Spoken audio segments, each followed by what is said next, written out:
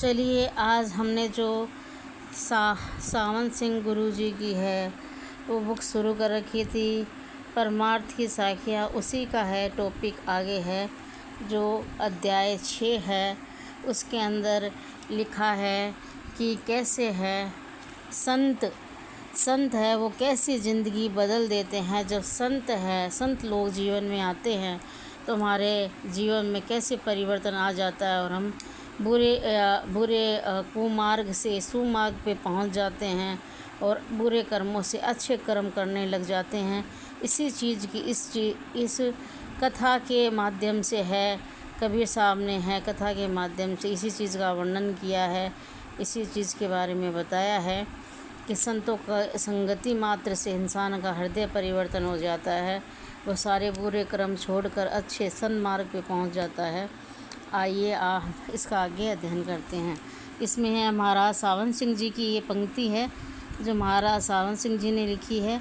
इसमें देखो लिखा है, सतगुरु की क्या महिमा करें, सतगुरु की क्या महिमा करें, वह नीच से नीच और पापी से पापी जीवों को भी गले से लगा लेते हैं। संत महाराज सावन सिंह जी ने लिखा है कि सतगुरु की क्या महिमा करें, वह नीच से नीच व्यक्ति को भी है और पापी से पापी जीव को भी है गले से लगा लेते हैं, अर्थात पापियों को भी है वो अपनी शरण में लेते हैं। इसी को कथा के माध्यम से समझाया है। चलिए पढ़ते हैं। एक बार बारिश के मौसम में कुछ साधु महात्मा अचानक कबीर साहिब के घर गए। बारिश के कारण कबीर साहब बाज़ार में कपड़ा नहीं बेच सके थे और घर में मेहमानों के लिए खाना भी काफ़ी नहीं था।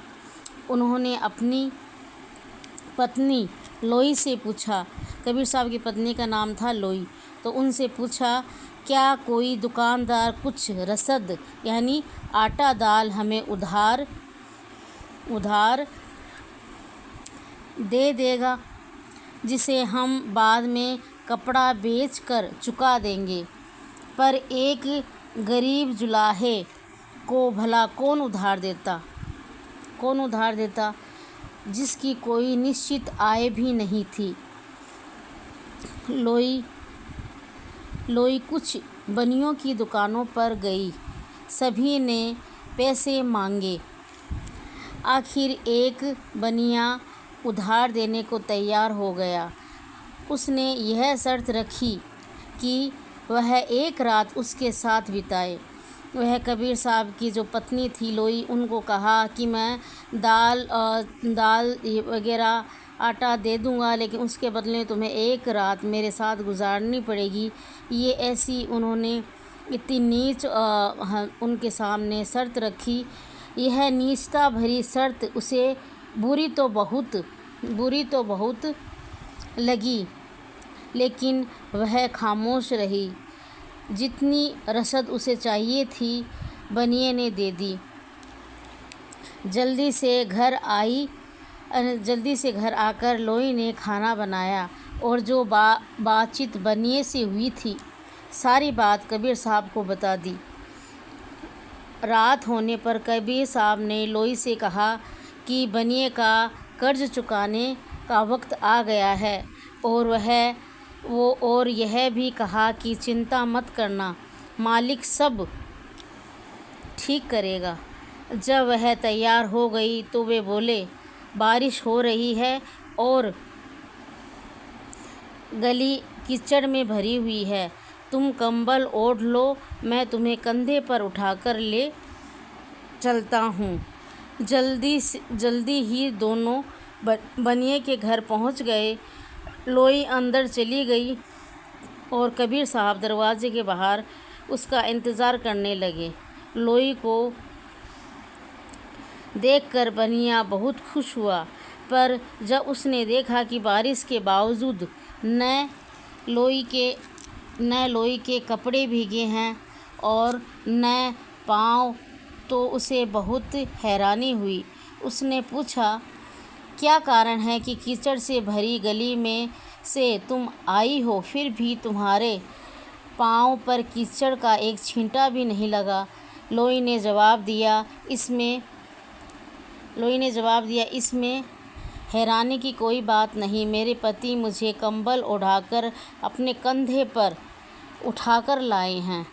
यह सुनकर बनिया दंग रह गया। लोई का निर्मल निष्पाप चेहरा देखकर वह बहुत प्रभावित हुआ और अविश्वास से उसे देखता रहा। जब लोई ने कहा कि उसके पति कबीर साहब वापस ले जाने के लिए बाहर इंतज़ार कर रहे हैं, तो बनिया अपनी नीचता और कबीर साहब की महानता को देखकर शर्म से पानी पानी हो गया। उसने लोई और कबीर साहब दोनों से घुटने टेक कर माफ़ी मांगी। उठो मेरे भाई, कबीर साहब ने कहा। उठो मेरे भाई, कबीर साहब बोले। लाखों में शायद ही कोई एक आधा जीव होगा जो कभी रास्ते से भटका न हो। कबीर साहब और उनकी पत्नी अपने घर लौट आए। बनिया देर रात तक बीती हुई घटना के बारे में सोचता रहा। अंत में इस नतीजे पर पहुंचा कि संसार में एक ही सच्चा मार्ग है, वह है परमार्थ का मार्ग। सुबह कबीर साहिब को ढूंढता हुआ वह उनके घर पहुंचा और समय बीतने पर उनके प्रेमी शिष्यों में गिना जाने लगा। भटके हुए जीवों को सही रास्ते पर लाने के लिए संतों के अपने ही तरीके होते हैं। इसमें कबीर साहब ने एक कुमार्गी नीच सोच वाले व्यक्ति को भी है वो अपने अच्छे व्यवहार से है वो सुधार दिया। तो जो संत लोग होते हैं वो नीच व्यक्ति को भी अपने ही तरीके से है वो सुधार देते हैं, अपने तरीके से उन्हें अपने सही लाइन पे ले आते हैं। इसलिए संतों गुरुजनों की शरणों में हमें जाना चाहिए और कुकर्म छोड़कर सन्मार्ग अच्छे मार्ग को पकड़ना चाहिए। और जो वो गुरुजन हमें ज्ञान भक्ति के अंदर जो भी कहे हमें शब्द ज्ञान दे उसी का ध्यान स्मरण करके ईश्वर भक्ति में आगे बढ़ना चाहिए। और इसमें उस व्यक्ति की नीचता दिखाई गई है कि उसने किस तरीके से एक मजबूर लाचार स्त्री के साथ है वो व्यभिचार करने के लिए उसे मजबूर किया। लेकिन फिर भी जब संत लोग नज़दीक होते हैं तो कुमार्गी व्यक्ति भी है सुमार्गी बन जाते हैं। इसी बात की इसमें महिमा बताई गई है। राधा स्वामी जी।